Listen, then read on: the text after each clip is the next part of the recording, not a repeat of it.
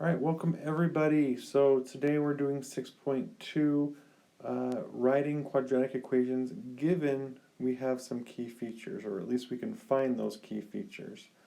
We've talked so much about quadratics so far. We've learned how to factor, we know how to solve quadratics and graph. We know the different forms and all the key features that you can find easily with those forms.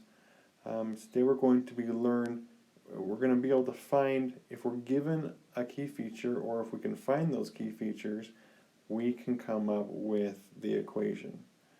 Right? So before we get any further in this lesson, I'd like you to do the warm-up. Okay? So there's nothing new here. This is something you've done previous years with linear equations, and we're going to apply that to our quadratics. So if you would, give this a pause, give it a try, and we'll go for there.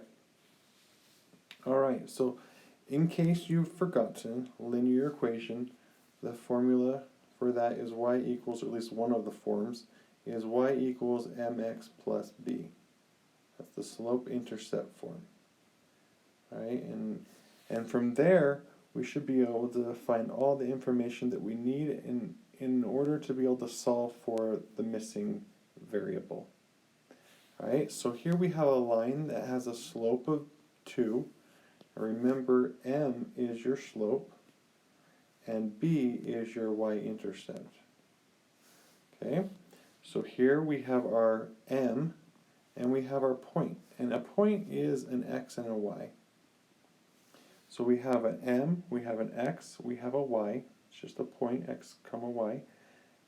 And we can plug all that into our equation. So we'd say, well, y is negative 7 equals m is 2, our slope, x is our negative 3, and then we have plus b. We don't know what the y-intercept is, but we have enough information that we can solve for that. So we'll have negative 7 is equal to negative 6 plus b, and then we can add 6 to both sides. We'll end up getting b is equal to negative 1. So now we have an equation to model this information for these points. So y is equal to 2x minus 1. And then for b, hopefully you gave that a try. We won't go over that, but it is very similar. We have the y-intercept, so we would plug in our b, and then we have our point, that's our x and our y. Okay? So, and we'd still use here, we could use our y equals mx plus b. Alright, so all the equations you've just done, those are linear models, and today we're going to be doing something very similar but with quadratics. So before we get into that a little further, let's make sure we can remember our standard form, intercept form, and vertex form. So again, their standard form is y equals ax squared plus bx plus c. And then intercept form is y equals a x minus p and x minus q. And then our vertex form is y equals a x minus h squared plus k. Alright? And if you can, write down what you can remember about the key features of those forms, what you can find easily. So if you recall, C here is our part of our y-intercept. It's the y value of our y-intercept, 0, c. For intercept form, P and Q, that's for our x-intercepts. So that would be P, 0 and Q, 0. And then for our vertex, we can find our vertex. And that comes from our h and our k. Alright? And then A for all three of these is what we can use for our growth pattern, where we did like the trick with, or the steps to go over 1 up, 1a, over 1 up, 3a, 5a, 7a, just all odds. Okay? So remember that, and let's see what we can do with quadratic, these types of problems. So again, we just did linear equations where we're given a slope and a point, or an intercept and a point. Let's see what you can do with the problems that we're going to be covering this unit, or this lesson. So I want you to write down an equation, or at least explain how you would do this, that would model this information. So it says write down how you would tackle these following problems. Okay?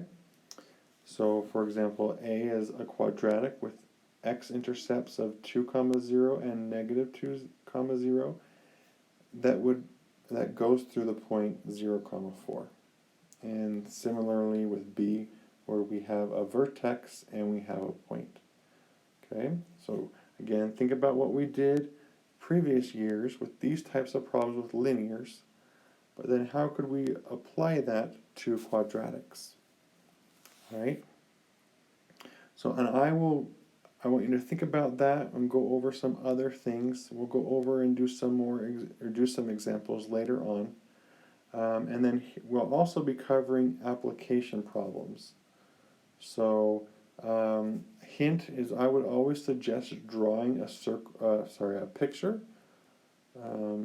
showing what is going on in this word problem, and mark all the important parts of the graph. So, for example, Sean is kicking a soccer ball to his dad. So if I were you, I would draw Sean, and it's not the best. Okay, here's the ball, and the dad's over here.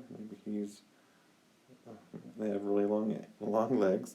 Okay, but he kicks it to his dad, and it follows a parabola. Okay, I probably should have mentioned that in here. Okay, and then we'd want to write down the key information that's given. So the dad is 10 meters away, and after 2 meters, the ball is 1 meter high. So after 2, this is 1 meter high. And he starts at 0, 0. Okay, and then from there, see if you can come up with following kind of like what we did here. How would we be able to come and write an equation that would represent the path of the ball? Okay? All right.